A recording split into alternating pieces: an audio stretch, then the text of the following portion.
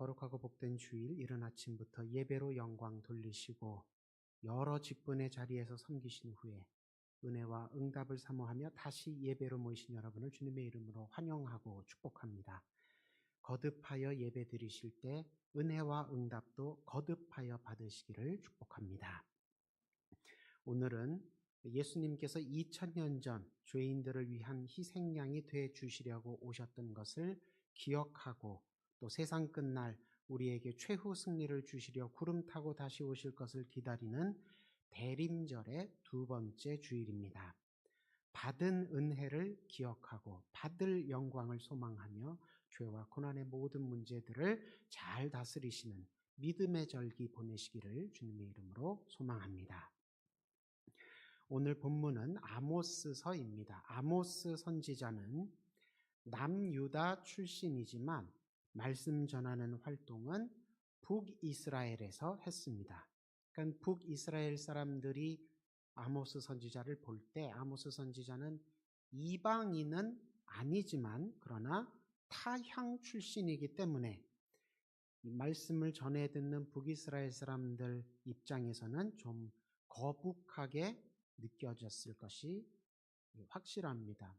요즘 우리도 그렇지요.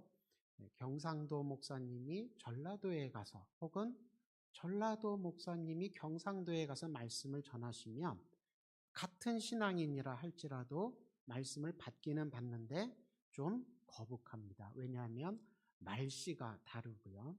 또 문화가 다르고 가치관이 다르고 여러 가지 면에 다르다 보니 좀 같은 말씀을 신앙적인 기독교의 말씀을 듣는다고 해도 좀 거북하게 느껴질 수 있습니다. 더군다나 아모스 선지자가 지금 북이스라엘에 가서 전하는 내용이 또 어떤 말씀입니까? 은혜와 복에 관한 말씀이 아니고 그 내용도 보면 북이스라엘 사람들의 아프고 부끄러운 죄의 현실을 폭로하면서 회개하지 않으면 심판받을 것이라고 공포를 하니까, 공개적으로 선포를 하니까 듣기에 더더욱 거북할 수밖에 없었을 것입니다. 아모스서는 수사학적으로 봤을 때 굉장히 강렬한 구성을 갖추고 있습니다. 아모스서 1장이 처음 시작할 때 아모스 선지자는 그 당시 북이스라엘과 갈등 관계이거나 혹은 경쟁 중에 있는, 국제적으로 경쟁 중에 있는 주변의 이방 나라들을 향해서 심판의 메시지를 선포합니다. 블레셋이라든지 암몬이라든지 모압이라든지 이렇게 북이스라엘과 갈등하거나 경쟁 중에 있던 주변 이방 나라들, 북이스라엘을 괴롭히고 있던 이방 나라들에 대해서 먼저 심판의 메시지를 선포합니다. 아마 북이스라엘 사람들이 듣기에는 뭐 남유다에서 선지자 한 분이 올라오셨다고 하더니 말씀 들어보니까 아주 속 시원하게 말씀 한번 잘 전하시네 이러면서 환호를 했을 것입니다. 자기들을 괴롭히는 이방 민족들을 심판하는 말씀을 전하니까요. 그리고 2장으로 넘어와서는 또 북이스라엘 사람들이 내심 탐탁치 않게 여기던 남유다를 향해서도 아모스 선지자가 심판의 메시지를 전합니다. 북이스라엘 사람들이 볼 때 남유다 사람들은 좀 고깝게 보였습니다. 왜냐하면 자기들은 10지파가 모여 있는데 남유다는 다윗의 후손이라는 이유만으로 우리에게 합류하지 않고 독자적으로 독립왕국을 계속 유지하고 있으니까 북이스라엘 사람들이 볼 때는 남유다 사람들이 좀 탐탁치 않게 보였는데 남유다 출신인 아모스 선지자가 남유다를 향해서 죄를 고발하고 정죄하는 심판의 메시지를 전하니까 또 듣기에 참 좋았다는 것입니다. 환호를 했을 것입니다. 그런데 이방에 대한 선포와 남유다에 대한 선포가 끝나고 나서 2장 중반부부터는 북이스라엘에 대한 선포의 말씀도 전합니다. 북이스라엘에 대한 심판의 선포 말씀도 전합니다. 아모스서가 끝날 때까지 9장 끝까지 북이스라엘에 대한 심판의 말씀을 전합니다. 선지자가 남의 잘못을 지적하며 따끔하게 혼낼 때는 듣기가 좋았는데, 그런데 그게 남의 얘기로 끝나지 않고 내 얘기가 되니까 그 찔림과 쓰림이 배가가 되었을 것입니다. 우리가 요즘 이런 것을 어디서 또 느낄 수 있습니까? 롤러코스터. 놀이동산 가서 옛날 말로는 88열차, 청룡열차라는 걸 타면은 이런 느낌을 갖게 됩니다. 처음에 어떻습니까? 천천히 차곡차곡 높은 데를 향해 올라갑니다. 이때까지는 무섭지 않습니다. 오히려 조마조마하고 재밌습니다. 야, 이렇게 높이 올라가니까 야, 강 건너까지 다 보이는구나. 야, 우리 집까지 보이는구나. 그런데 어떻습니까? 제일 높이 올라갔을 때 그때부터는 밑으로 곤두박질을 쳐내리고 합니다. 그리고 그냥 뱅글뱅글 돕니다. 그러니 정말 이 청룡열차, 청룡 등을 타 있고 하늘을 날아다니는 것처럼 정신이 없습니다. 혼비백산하게 됩니다.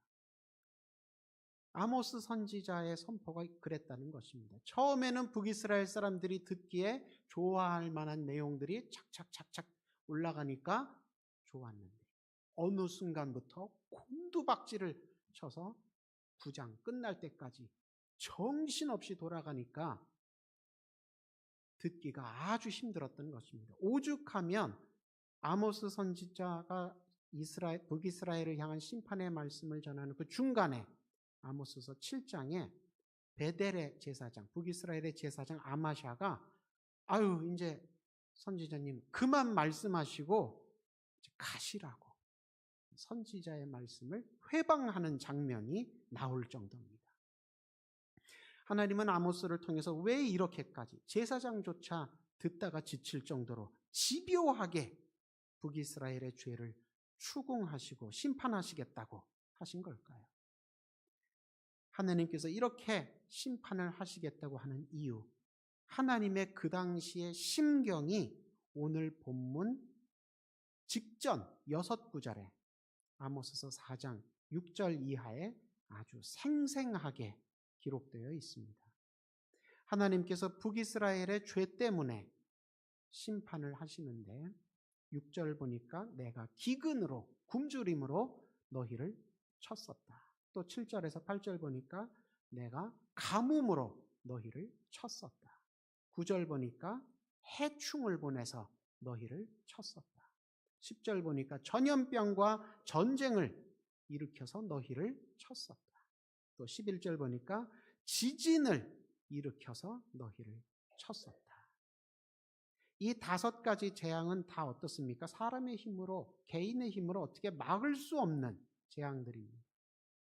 이 재앙들은 우연히 혹은 재수가 없어서 임한 것이 아니라 하나님께서 어떤 의도를 가지고 북이스라엘에게 보내신 재앙들이었습니다. 어떤 의도셨습니까? 정신 차리고 이제 죄의 자리에서 깨어 일어나라. 그렇게 5번이나 흔드셨건만 그때마다 북이스라엘은 하나님 앞에 믿음으로 응답하지 못했습니다. 그래서 6절에서 11절까지 하나님께서 그렇게 내가 너희를 이러저러한 재앙으로 흔들며 깨우려 하였다 할 때마다 하나님께서 꼭 반복하신 똑같이 5번 반복하신 말씀이 무엇입니까? 내가 그렇게 너희를 흔들어 때마다 너희가 내게로 돌아오지 아니하였다. 이것으로 볼 때 북이스라엘이 하나님 앞에 심판받게 된 결정적인 이유는 무엇입니까? 죄를 지어서라기보다는 물론 죄를 지었으니까 하나님께 심판을 받게 된 것이지만 더 결정적인 이유는 죄를 지어서라기보다는 죄를 지었는데도 하나님께 돌아오지 않았기 때문입니다. 죄를 지었어도 하나님께 돌아오기만 했다면 그렇다면 비록 책망과 징계를 받아서라도 교정되었을 텐데 바로 잡혀졌을 텐데 죄를 지었어도 돌아온 탕자처럼 하나님 앞에 돌아오기만 했으면 위로받고 치유되고 회복되었을 텐데 북이스라엘은 5번이나 하나님께서 재앙으로 흔들어 깨우셨지만 끝내 돌아오지 않았습니다. 그래서 심판을 피할 수 없었다는 것입니다. 그래서 오늘 본문에서 아모스를 통해 강조하신 게 무엇입니까? 이스라엘아, 내 하나님 만나기를 준비하라. 하나님이 지금 북이스라엘에게 어떤 하나님으로 찾아오고 계십니까? 심판하러 오시는 하나님으로 오고 계십니다. 기근을 주시고 가뭄을 주시고 해충과 전염병과 전쟁과 지진을 일으키시면서 북이스라엘에게 가까이 오고 계십니다. 하나님은 어떤 분이십니까? 아침을 어둡게 하며 땅의 높은 곳, 산을 밟아서 낮추시는 분으로 오신다는 것입니다. 심판하시는 하나님이십니다. 사람들이 볼 때는 아침처럼 밝은 것 같아도 하나님께서 그 어두운 죄의 실상을 폭로하시고 심판하신다는 것입니다. 사람들이 볼 때는 태산같이 대단하고 높은 것 같아도 하나님께서 그 불의하게 높이 쌓은 권력과 재물을 다 밟아서 낮추신다는 것입니다. 그런 심판하러 오시는 하나님이 오시니 이스라엘아, 하나님 만나기를, 심판하러 오시는 하나님 만나기를 준비하라. 무엇을 준비하고 만나라는 뜻입니까? 회개를 준비하고 만나라는 것입니다.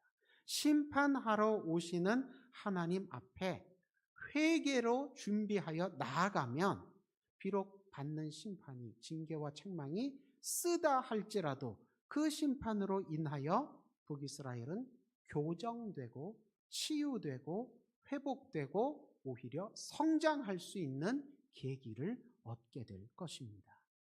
그렇게 심판이 선영될 것입니다. 괴롭지만 그렇게 선하게 결과를 맺을 것입니다. 그러나 하나님이 심판하러 오시는데도 불구하고 회개 없이 하나님 앞에 나아가면 어떻게 되겠습니까? 교만으로 혹은 위선으로 하나님 앞에 아무리 자주 나아간들, 아무리 가까이 나아간들, 아무리 자기의 혈통과 혹은 개인적인 공로를 자랑하며 나아간들, 회개 없이 심판하러 오시는 하나님을 만나면 심판을 피할 수 없다는 것입니다. 심판하러 오시는 하나님 만날 때뿐만이 아닙니다.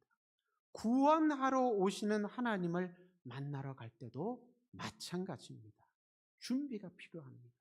아무 준비 없이 그냥 나가면 하나님을 못 만나게 됩니다. 구원하러 오시는 주님 만나러 갈 때 무엇을 준비해야 되겠습니까? 믿음을 준비하고 나아가야 됩니다. 믿음이 있어야 주님께서 찾아오셨을 때 만날 수 있습니다. 일시적으로만 믿거나 혹은 부분적으로만 믿는 것이 아니라 내 영, 육, 혼을 다하여 지정의를 다하여 정말로 믿음으로 나아가야 합니다. 그렇게 믿음으로 나아가지 않으면 주님께서 우리를 만나러 아무리 가까이 찾아오셔도 못 만나게 됩니다. 베들레헴의 여관 주인이 그랬지요.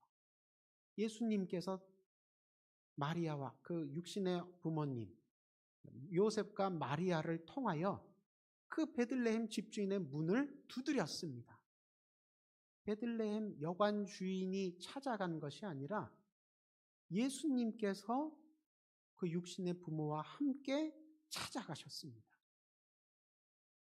인류 역사상 가장 중요한 VIP 손님이 찾아가셨습니다. 그런데 베들레헴 여관 주인은 받아들이지 않았습니다. 경시하고 무시했습니다. 또 헤롯 임금은 어떻습니까? 자기가 다스리던 시대, 자기가 다스리던 지역에 하나님의 메시아가 태어나셨습니다. 그런데 어떻게 했습니까? 적대시까지 했습니다. 베들레헴 여관 주인이 예수님이 그렇게 우리 집에 찾아오신 걸 내가 몰랐으니까 방해 없다고 거절했죠. 알았으면 VIP로 대접했을 텐데요. 그렇게 변명하겠지만 사실은 그런 변명은 통하지 않습니다. 왜냐하면 베들레헴 여관 주인은 평소에 하나님의 약속의 말씀이 이루어질 것을, 메시아가 우리 가운데 오실 것을 준비하는 삶을 살지 않았기 때문입니다. 어떻게 할 수 있습니까? 만약에 베들레헴 여관 주인이 평소에도 말씀대로 살았다면, 그렇다면 출산이 임박한 가난한 나그네를 무시하고 경시하며 외면하지 않았을 것입니다. 율법에 어떻게 기록되어 있습니까? 율법이 우리에게 뭐라고 가르칩니까? 구약의 율법과 선지자들이 우리에게 무엇이라고 가르쳤습니까? 가난한 사람 박대하고 무시하라고 가르쳤습니까? 아닙니다. 그런데 베들레헴 여관 주인은 말씀대로 살지 않았습니다. 말씀대로 이웃을, 여행객들을 대하지 않았습니다. 왜 그렇습니까? 돈에 눈이 멀어서, 욕심에 멀어서 그렇게 했던 것입니다. 평소 기도로 깨어 있었다면, 그렇다면 자기 집 위에, 자기 여관 위에 이상한 별이 자기 집을 비추고 있는 것을 알았겠지요. 이상한 별이 나타나서 하나님의 메시아가 탄생하는 것을 밤마다 모든 사람들에게 알려주었습니다. 심지어 저 멀리 동방에, 페르시아에 하나님 믿지도 않고 하나님 말씀도 모르는 동방 박사들이 그 이상한 별을 보고 거기까지 찾아왔습니다. 그런데 정작 그 집주인은 몰랐습니다. 왜 몰랐을까요? 그 먼 동방에서부터 별 보고 이방인들이 찾아오는데 자기는 몰랐습니다. 왜 몰랐을까요? 영적으로 눈이 감겨 있었기 때문입니다. 영적으로 기도로 깨어있지 못하고 잠들어 있었기 때문에 예수님을 영접하지 못한 것입니다. 예수님 만날 준비를 하지 못했던 것입니다. 헤롯 임금은 더 심각합니다. 메시아에 대해서 율법학자들에게 자세히 얘기를 전해 들었습니다. 그러면 어떻게 해야 되겠습니까? 야, 하나님께서 내가 다스리는 이 시기에, 이 지역에 약속의 메시아를 보내주셨구나. 아, 참 귀하다. 그 지역이 어디이냐? 아, 말씀에 베들레헴이라고 나와 있습니다. 아, 그렇구나. 그럼 베들레헴에 내 의전팀을 보내서 내 호위 무사들을 보내서 안전하게 잘 지키고 궁궐로까지 모셔와야겠구나. 그렇게 했습니까? 아니죠. 오히려 성경 말씀 자세히 알아본 다음에, 예언의 말씀 자세히 알아본 다음에 헤롯 임금 어떻게 했습니까? 베들레헴에 군대를 보냅니다. 그리고 베들레헴에 2살 이하 남자 아기는 모두 죽여라. 끔찍한 명령을 내립니다. 하나님의 그리스도에게 반대되는, 대적하는 인류 역사상 첫 번째 적그리스도가 되었습니다. 예수님은 우리를 온전히 대신하시려고, 우리의 죄를 온전히 짊어지시고 죄값을 대속하시려고 우리와 똑같이 되셔서 우리에게 찾아오셨습니다. 우리가 누구든지 쉽게 예수님 붙들 수 있도록 우리 가까이 오셨습니다. 우리 가운데 오셔서 우리와 함께 사셨습니다. 그런데 정작 그때 사람들은 예수님 만날 준비를 하지 않았습니다. 예수님을 향한 믿음도 없었고, 예수님 앞에 회개하지도 않았고, 말씀 생활도 제대로 안 하고, 기도 생활도 제대로 안 하고, 그렇게 예수님 만날, 메시아를 만날 준비를 하지 않았기 때문에 아무리 조상 때부터 하나님의 백성으로 선택되었다고 했어도 그 혈통이 소용없게 되었습니다. 성경 지식 아무리 율법학자들에게 많이 듣고 배웠어도 오히려 그것을 악용하게 되었던 것입니다. 이런 믿음의 큰 파선이 그때 사람들에게만 있는 일일까요? 아닙니다. 오늘날 우리에게도 해당될 수 있는 것입니다. 지금은 예수님께서 2000년 전에 죄인들을 위한 희생양이 되어 주시려고 오셨던 것을 기억하고 세상 끝날 우리에게 최후 승리 주시려 구름 타고 다시 오실 것을 기다리는 대림절 기간입니다. 이 기간, 기도와 말씀 가운데 깨어서 주님 만날 준비 잘 하셔서 내 이름 부르실 때 속히 죄의 길에서 돌이켜 돌아와 구원의 은혜 충만히 받으시기를 주님의 이름으로 축원합니다. 또 널리 복음 전하는 일에 쓰임 받는 그런 축복의 통로, 생명의 일꾼 다 되시기를 주님의 이름으로 축원합니다. 기도하겠습니다. 말씀을